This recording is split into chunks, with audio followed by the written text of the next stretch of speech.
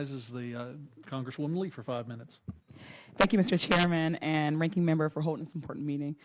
Serving in this office for over a year now has been a unique experience, learning more about the scientific communities and the ways I can serve my constituents beyond the personal passions that drove me to serve in Western Pennsylvania. Recent inclement weather across the country has affected us all in one way or another, but space science, particularly through the use of satellites, is crucial for meteorologists like yourself, Mr. Sorensen, to make more accurate and timely weather predictions, ultimately improving our ability to respond to and mitigate the impact of various weather events. While we continue to race to the moon and all the discoveries that we may uncover there, I continue to look towards the research and work of countless scientists here on Earth and 1,000 miles above. That will help innovate our approach towards realizing things like cleaner air and water, sustainable infrastructure, and more equitable transportation in Southwest PA and across the nation. Today we've discussed what path forward entails in returning men and hopefully landing our first woman on the moon. In this arena, just as in life, the concept of failure is an essential step in the pathway to success. I'm proud to represent Astrobotic in Pittsburgh, who for the last 16 years has worked tirelessly to make returning Americans to the moon's surface a reality. While last week's unfortunate anomaly with the Peregrine lunar landing reaffirms the unforgiving nature of the space environment, it also further highlights that the success that we can achieve through the pursuit of innovation and pushing boundaries. Between the lander's launch and its expected re-entry to Earth's atmosphere tomorrow, the vehicle's flight has provided irreplaceable knowledge, experience, and insight that will feed forward into making Artemis and the U.S. return to the moon a sustained success. Onboard flight systems like avionics, propulsion controllers, thermal control systems, and more have been tested and qualified, creating new capability in the U.S. space industrial base that could be utilized for other missions and programs in the future. So I'd say now is not the time to retreat. Our nation has consistently throughout its history built upon our ability to adapt and respond to failures. And we must continue to support CLPS efforts so the nation gets the benefit of hard-earned lessons learned from the missions, that mission and others like it. Ms. Carner, while setbacks are often inevitable in science and in life, commercial space industry leaders like Astrobotic find a measurable value and constancy of purpose in programs critical to the Artemis mission. Why is it critical for the nation to keep supporting missions like those on commercial lunar payload services despite the challenges? So part of our charter is also to develop an economic engine that generates and stimulates activity in the space sector. And so what we have been doing with the Commercial Lunar Payloads Services contract, and we call it CLPS, I think you refer to it as CLPS. Oh, like CLPS. I'll do that one next. CLPS is the way we refer to that, is one of those opportunities to help spur on the development of new space entrants. We know that there's a lot of space industry in the big names that have been out there for years, and they do contribute tremendously to the Artemis program. But we want to also make the entrance bar lower so that we can more broadly generate economic activity across the board. Plus, we find a lot more innovation in some of these commercial providers. It was disappointing that the CLPS provider had challenges last week, but we did still get tremendous data, and we will continue to get data from CLPS missions as we launch those as precursors. It's really important for us to have robotic precursor missions because that gives us data that helps inform and enable, and it makes our mission safer. What we discovered and what they learned very, very much so last week, but what we have discovered over a number of tragedies is that space and space exploration is unforgiving. And what we are doing with Artemis is infinitely safer than what we did in the Mercury, Gemini, and Apollo days. And just recently talking to one of the first flight directors from that era, he told me that he didn't realize until more recently just how close they were to having a national tragedy during a number of those Apollo missions. And that's because they were just young and they didn't understand what they didn't know. We're a lot smarter now with the missions that we've flown and with the sacrifices that we've made. And so every step that we make with Artemis makes us safer as we explore. Thank you. That's my time, so I will yield back now instead of launching into another question. But I appreciate you all for coming today and for sharing your testimony. Gentlelady yields back. I would note to the witnesses that we're still 40 minutes away from noon, and after consultation with the ranking member, I believe we'll do another round. Conscious of your time. Associate Director, let's go back for a moment to that measure contractor performance discussion. You talked about the incentives if contractors produce ahead of schedule, on time, and I think the carrot is always very important. Let's discuss for just a moment the stick. What are the consequences for contractors if they don't meet the milestones by the assigned deadline? So again, it depends on the type of contract, right, that we have. When we have performance awards that we can decrement as associated with not meeting milestones. For firm fixed price contracts, it depends again on the way the contract's written. They have to perform, and in some cases we have penalties if they perform. They have to reimburse the U.S. government for the cost.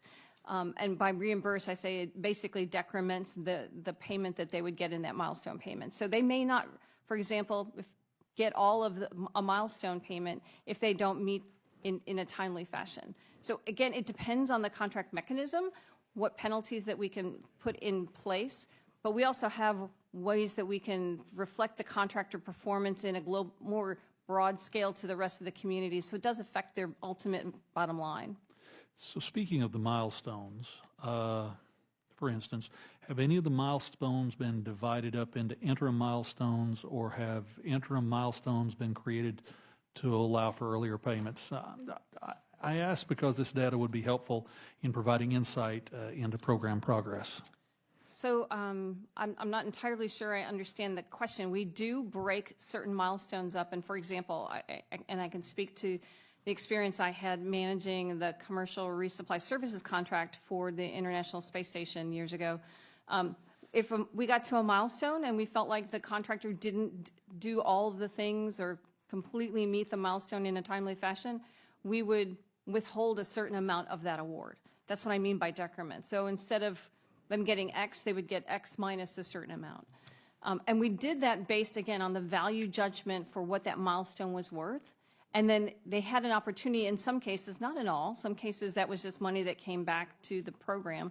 But in some cases, we would defer the payment until they accomplished it in the manner in which we needed. And there were plenty of opportunities that we got from them, and I'll say in-kind work and additional work and benefit to the U.S. government that was performed as a result of them, for example, being late on some of those milestones.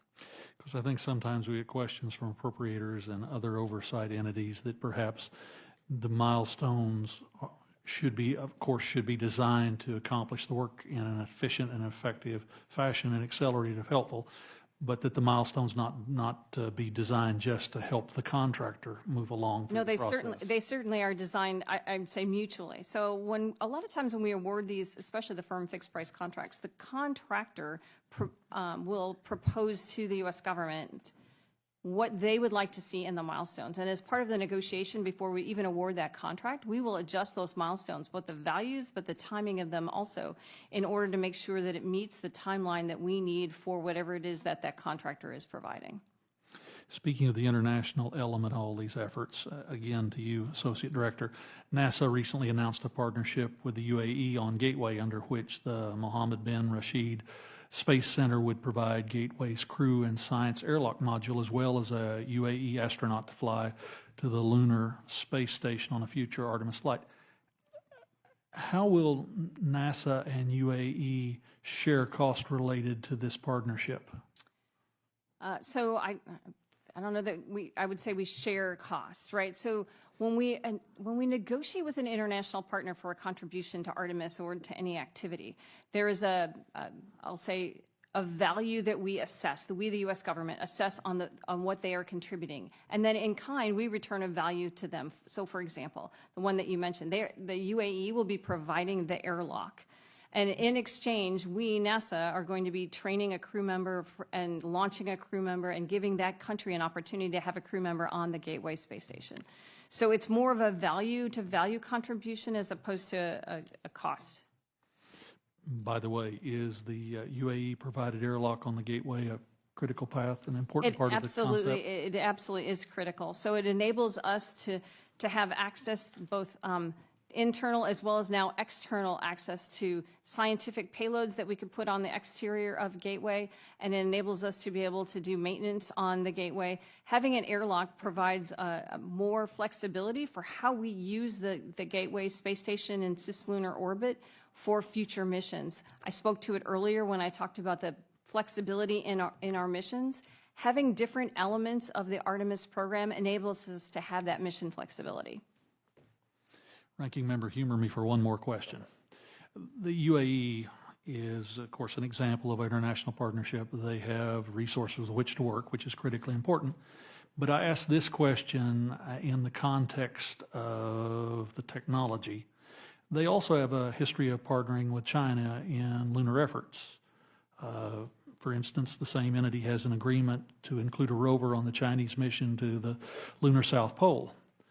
I guess my question is, how, when we are partnering with people who are partnering with others, how do we ensure that the technology shared through a partnership doesn't, shall we say, inadvertently contribute to someone else's space capacities? So we have a fairly rigorous export control process that monitors and manages our interactions with our international partners at every level to ensure that exactly what you just said does not happen. My time has expired. I recognize gentleman Mr. Sorensen for 5 more minutes. In my opening statements, I had mentioned how important it was to bring a NASA astronaut to my district. Dr. Kate Rubins has been back and forth to the International Space Station several times, and one of the simple problems that she discussed with me and with the students in my district as we were going to schools was that spacesuits were designed for men. They weren't designed for women. And that was something that she had to deal with in real time. And so that brings me to another line of questioning and for Mr. Russell. GAO's recent report on Artemis programs noted challenges with developing and testing the exploration spacesuit. Can you discuss these challenges and what measures can NASA take to help address such challenges, including issues that we have with the supply chain? Certainly. Thank you for the question. I think the first challenge to note was originally NASA designed the spacesuit in-house and then made the decision to contract that out, which is happening now. As we took a look at some of the current challenges, certainly one has to do with sufficient life support. You need to have backup as you're doing lunar operations, have confidence that the system can operate and sustain the astronauts' life as they go through the mission. So there are some technologies that need to be matured there, some refinements to the requirements that the contractor is working on. That's some of the key things that we pointed to in our recent report. Ms. Kerner, I'd like to go a little bit more in depth on that. Could you talk about the significant work that is needed to mature technologies for the exploration spacesuit life support systems, as Mr. Russell was talking about? Are the spacesuits on the critical path for Artemis 3? Does NASA have the roadmap for how spacesuit life support systems will be matured and then maintained? So as was noted, NASA designed the spacesuit and made that design available to U.S. industry to be able to produce. And one of our spacesuit providers is using that design. We have a long history of doing space walks and developing spacesuits, but also managing spacesuits and managing those systems. I think it's obvious, but I just want to make sure I state it very clearly. A spacesuit is like a personal spacecraft. And it's very complex. It has all of the same kinds of systems that a spacecraft would have, but in a much smaller environment. And it has to be, as you noted, adaptable for both male and female of various sizes and shapes. So the design and the development of the hardware for that is something that, while NASA has experience on, we're trying to foster that experience in our commercial industry partners. and are helping them. One of the ways we do that is through government task agreements, and we are enabling their development and helping them with some of that testing through those government task agreements. So it really is a partnership activity, even though it is a service contract, and they are doing the development of the exploration suit. NASA is standing side by side with them and enabling that to happen. And I'll open this to anyone who wants to answer. Are there other opportunities for public-private partnership that we haven't yet done yet? For instance, with spacesuits, to open that up to companies to be able to come up with the technology to learn. Are there other ways, as we look forward to Artemis 2 and Artemis 3, that we can look forward to that? So I'll offer that there's plenty of opportunity, I would say, for partnerships and for on-ramping new technologies, not just in spacesuits, but in every aspect of what we're doing with Artemis.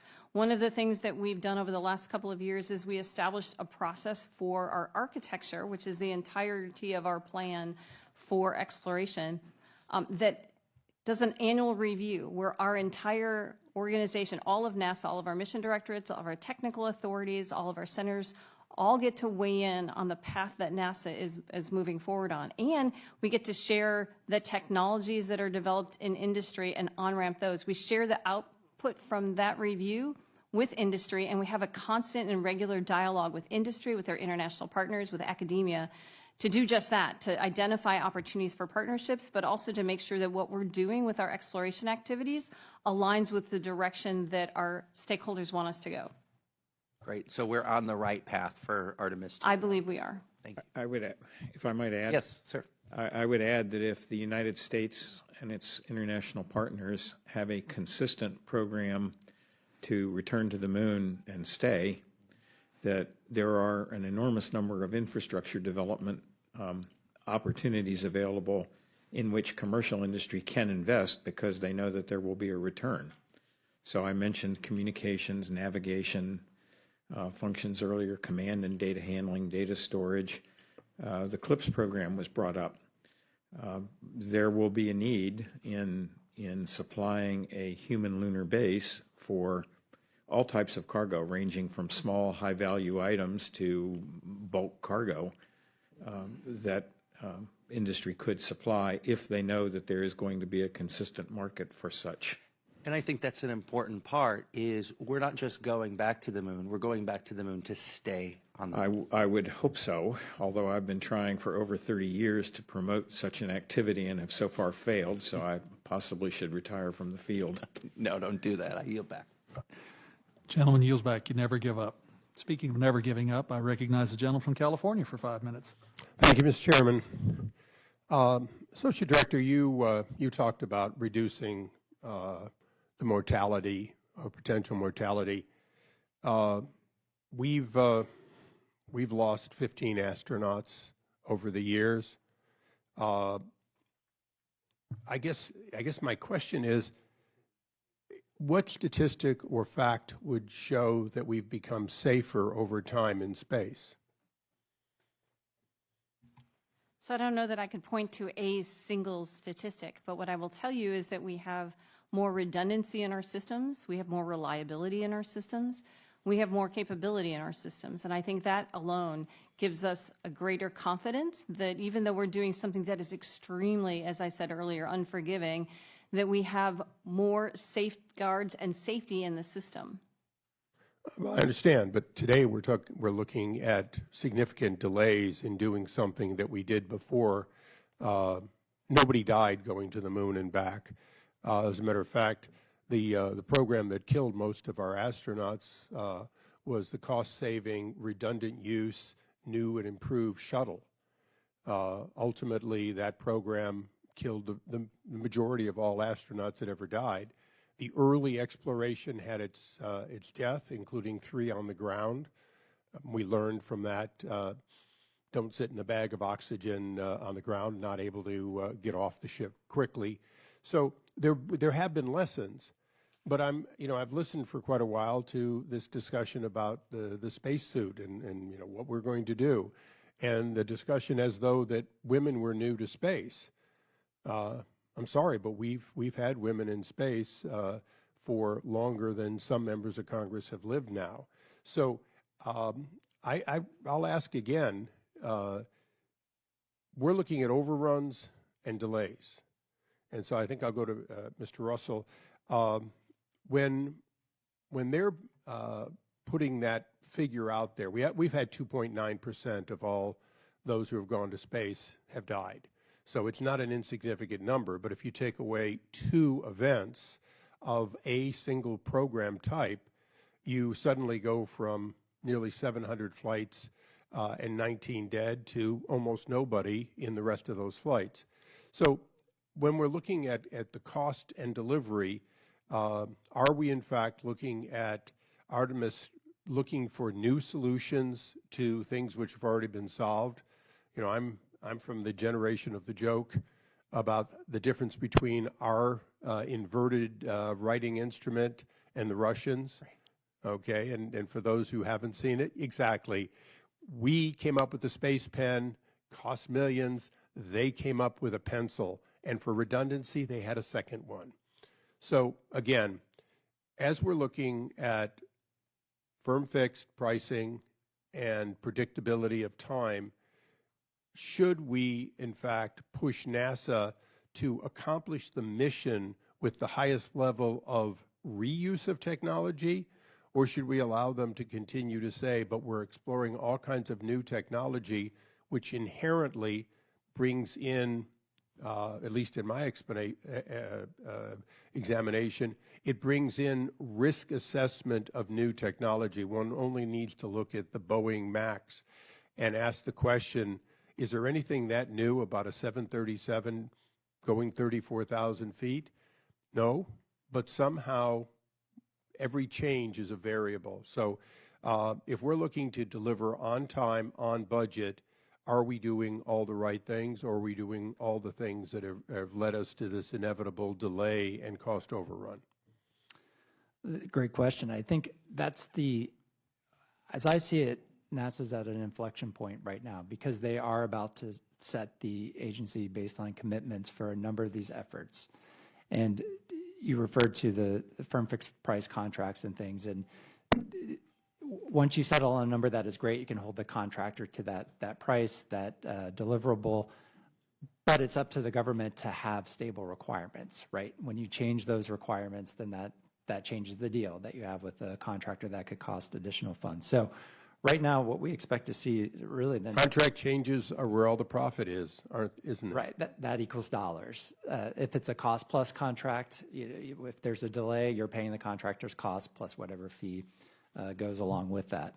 So I think as we look to these new efforts, how those technical and cost baselines are set and the realism of those are going to be very important.